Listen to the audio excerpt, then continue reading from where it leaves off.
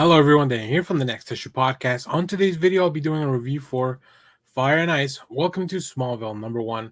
This is a new book from DC Comics. Let's take a look at the creative team before we get into this book. This book is written by Joanne with art by Natacha Bustos, Tamra Bonvillain, and colors letters by Ariana Maher.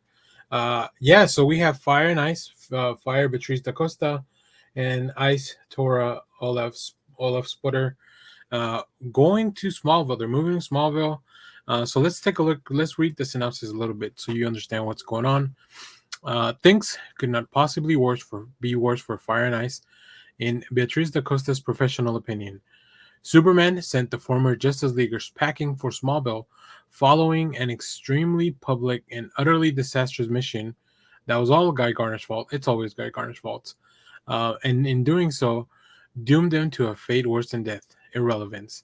Ice finds herself drawn to the quiet life and dreams of planting roots, but Fire will just do about anything to get the heck out of Dodge and back on the hero circuit, including challenging some of the DCU's biggest villains to a knockdown, drag-out live stream brawl in the streets of Smallville. A raucous, timely, unflinching comedy about a decades-long friendship on the brink of disaster and what it means to be a superhero at a crossroads in your life. That is Fire and Ice. Welcome to Smallville. And look, the book has a really, really fun premise. And I really wanted to enjoy this more. I don't know why the book didn't fully connect with me. I think first, these are characters that I don't normally read. At least these versions of the characters. I know they were recently in Tom King's Human Target.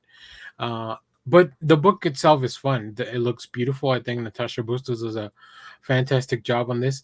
I just felt a little bit lost, like I was kind of dropped in the middle of nowhere. And that's also kind of like how the characters feel, right? They got dropped in the middle of this. They don't know what's going on. And I think there's some really fun ideas presented in this first issue. I think I'm going to revisit this in a collected form because I think there's something here. There's something really fun.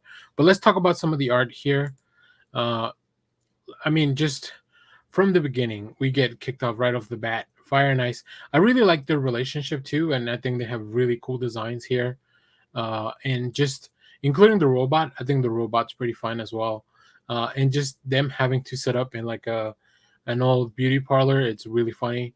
And then the inclusion. One thing I did really enjoy was, Martha Kent coming over to visit, kind of bringing them a little housewarming gift. The series very efficiently catches you up on everything, and I think one of the things that got me is that because we are getting caught up on everything, there is a lot of dialogue. There's a lot of references to other books that I have read maybe a while back or something like that. So it's hard for me to connect immediately, and I think that's why I said this will work better for me in a collected form because I'll get a full story all at once, as opposed to kind of having to catch up every issue.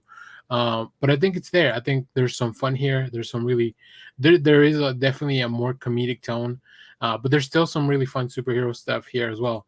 So I don't know. I think this one's going to be something that I go back and revisit and then really, really enjoy. But this first time around, it didn't fully connect with me because I didn't really know what to expect out of this book. And I think that's kind of what caught me off guard. And as I've said before, I think I might have mentioned this on some of our live streams, sometimes when there's too much dialogue, I get a little bit lost in the page. So let me know what you think of this issue. If you have picked it up, or how do you feel about Fire and Ice and reading their stories? I was very excited about this book, and I really liked their appearance on the action and the pages of Action Comics. That was really fun.